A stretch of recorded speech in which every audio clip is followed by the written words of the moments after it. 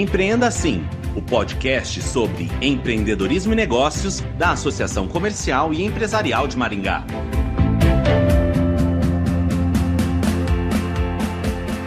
As empresas estão cada vez mais digitalizadas e o boleto enviado por e-mail é uma prática comum.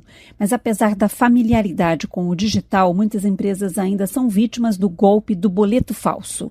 O Núcleo de Infraestrutura de TI da Assim constantemente alerta para os riscos. O empresário de tecnologia da informação Edcarlo Sotti, membro do Núcleo de Infraestrutura de TI, explica que o golpe não é muito sofisticado, mas faz muitas vítimas por falta de informação e atenção. O podcast Empreenda Assim conversa com Edcarlo. Olá, obrigada por participar do podcast Empreenda Assim.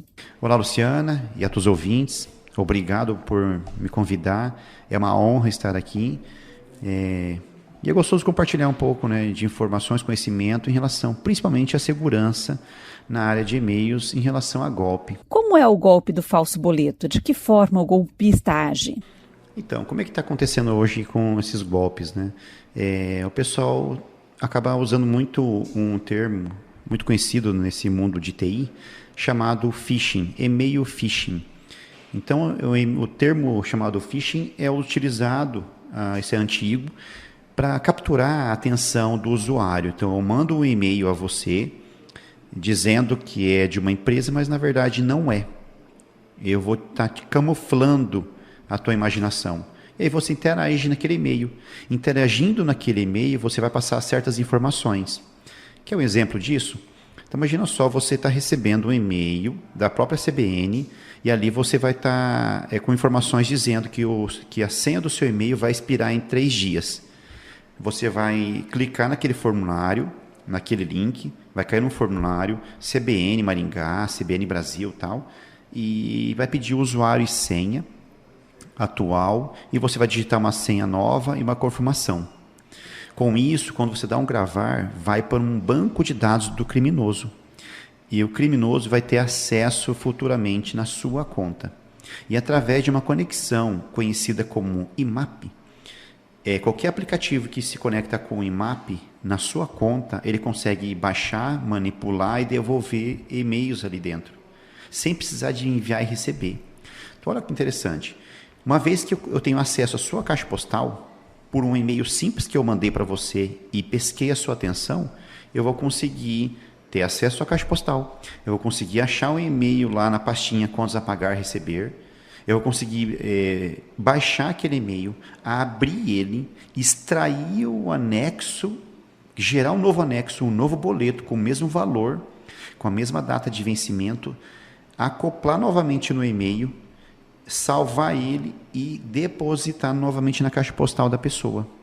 Com isso, se é um financeiro de uma empresa, ela vai entrar, colocar junto lá no contas a pagar dela e vai fazer o pagamento. E esse pagamento não vai para o fornecedor, vai para o criminoso. E aí depois cria-se um problema. Cobrado o cliente, e o cliente fala que já foi pago ou não cobrar. Como é que aí começa a criar uma intriga entre fornecedor e cliente? E se é um cliente importante, se é um cliente muito bom, e se é uma conta alta? Esse tipo de golpe ainda faz muitas vítimas? Por quê? Então, sim, tem feito muitas vítimas, principalmente esse ano, aumentou demais, porque é fácil.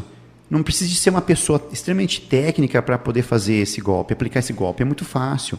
Hoje existe um calabouço, uma área obscura da internet chamado Deep Web, que você consegue comprar base, listas enormes de e-mails e mandar e-mails para todo mundo. Se você mandar para 1 milhão de pessoas, um e-mail falso, um e-mail phishing, que 0,5% desses 1 milhão caiam. Você vai ter essas pessoas aqui na sua mão. Você vai conseguir manipular elas e com certeza elas vão pagar algum boleto seu. Então, o criminoso que está aplicando esse tipo de golpe, ele não tem conhecimentos avançados. Ele nem perde tempo em estudar coisas tão avançadas assim. Acaba fazendo uma coisa mais simples. E a pergunta é por que essas pessoas caem com coisas simples? Aí é falta de conhecimento, é falta de falar, igual hoje eu estou fazendo aqui, Então é importante, não é só investir em tecnologia, é investir em conhecimento das pessoas que estão envolvidas com a tecnologia. Como se prevenir desse tipo de golpe, Edcarlo? Que dicas você dá? Acho que a primeira coisa, antes de falar em tecnologia, ferramentas, primeira coisa assim, tem que treinar as pessoas.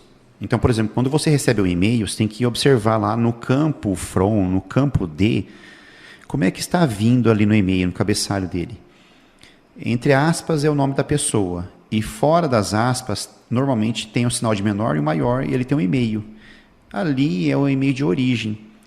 O nome da pessoa vai estar entre aspas. Muitas vezes, esse espacinho onde está entre aspas ali, o criminoso coloca nomes, informações interessantes, mas não é relevante. Uma outra coisa que é interessante, tem leitor de e-mails que ele não mostra o e-mail que está entre sinal de menor e maior. Só mostra o que está entre aspas. Isso aí é um perigo. Então é interessante você ir lá em configurações do seu serviço de cliente de e-mails. Se você está usando Thunderbird, Outlook, o próprio Gmail, em algum lugar tenha configurações. Se não tiver conhecimento, pede para algum técnico para te ajudar, auxiliar. Vai em configurações e tenta achar a opção lá para mostrar o campo completo from. Isso é importante. Outra coisa que é importante preste atenção no corpo da mensagem. Quando tiver links, ao passar o mouse, não clique, passa o mouse só para verificar para onde está apontando. Se é um endereço legítimo, um e-mail de qualidade, normalmente ele vai te apontar para https://www, o endereço de um site.com.br/xyz. Esse endereçamento é coerente, é visível, não é um endereço complexo, um endereço diferente, com final de Itália, China, Rússia, normalmente do Brasil, ou .com, né?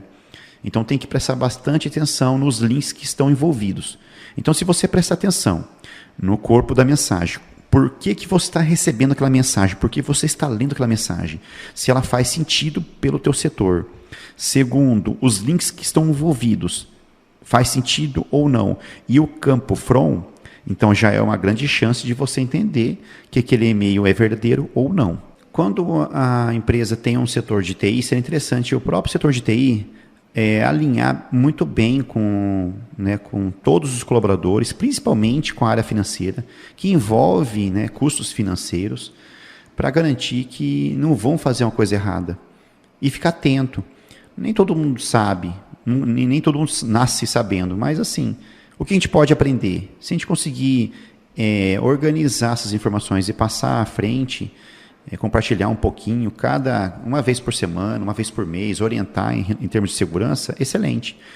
E aí não adianta nada a empresa fazer investimento em antivírus, comprar sistema operacional, atualizar, fazer tudo o que tem que ser feito no ambiente, garantindo que isso vai resolver o problema, no que não vai. Então tem que sim, além de fazer todas essas etapas que eu falei, tem que também orientar as pessoas de como que ela tem que operar. Até mesmo crimes no WhatsApp, SMS, e principalmente no e-mail, que acontece demais, tá?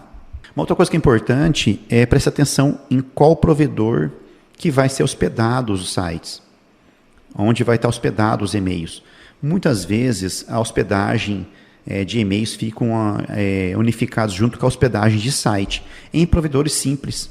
Ou não digo provedor simples, mas em serviços simples de grandes provedores. Então você tem lá uma hospedagem que você paga baratinha, que está incluso lá um monte de contas de e-mails, e isso não significa que é seguro para a empresa. É inseguro. Então, muitas vezes tem invasão em painéis, os hackers conseguem manipular esse tipo de painéis e consegue descer maior o nível ainda de invasão das contas de e-mails. Então saiba muito bem escolher um provedor de qualidade que entrega um serviço de e-mail corporativo de qualidade.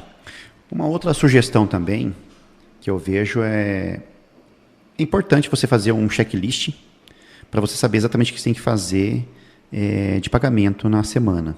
Tá? Tem empresa como a minha, a gente faz todo o pagamento dos boletos na segunda-feira.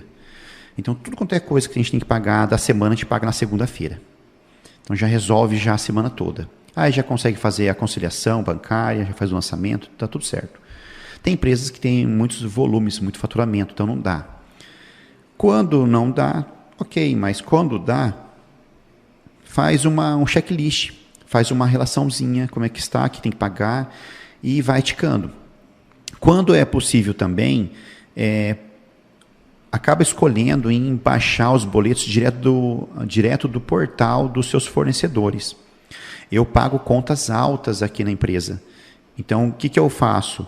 Eu já oriento o pessoal, baixa direto do fornecedor, do portal do fornecedor, quando tem. Quando não tem, avalie bem mesmo o e-mail que você recebeu.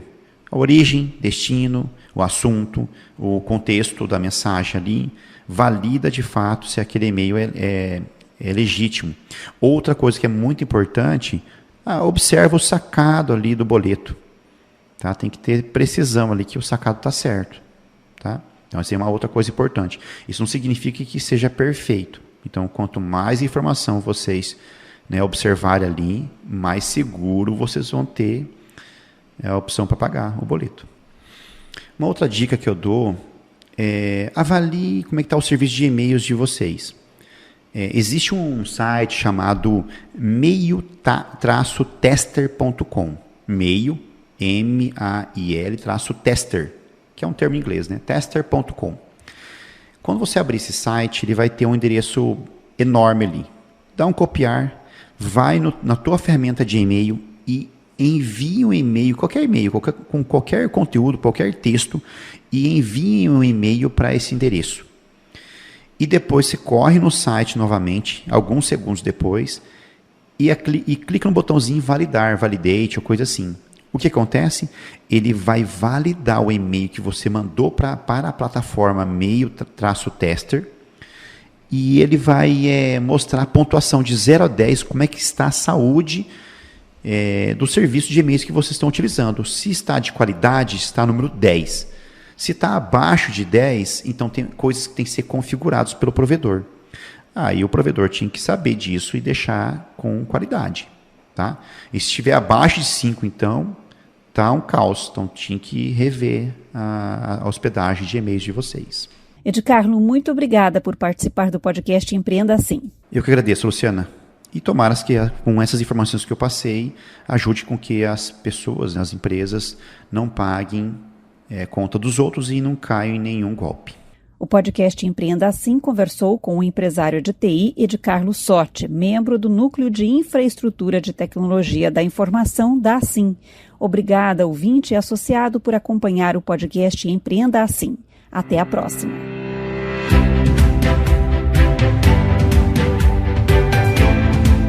Empreenda Assim, o podcast sobre empreendedorismo e negócios da Associação Comercial e Empresarial de Maringá.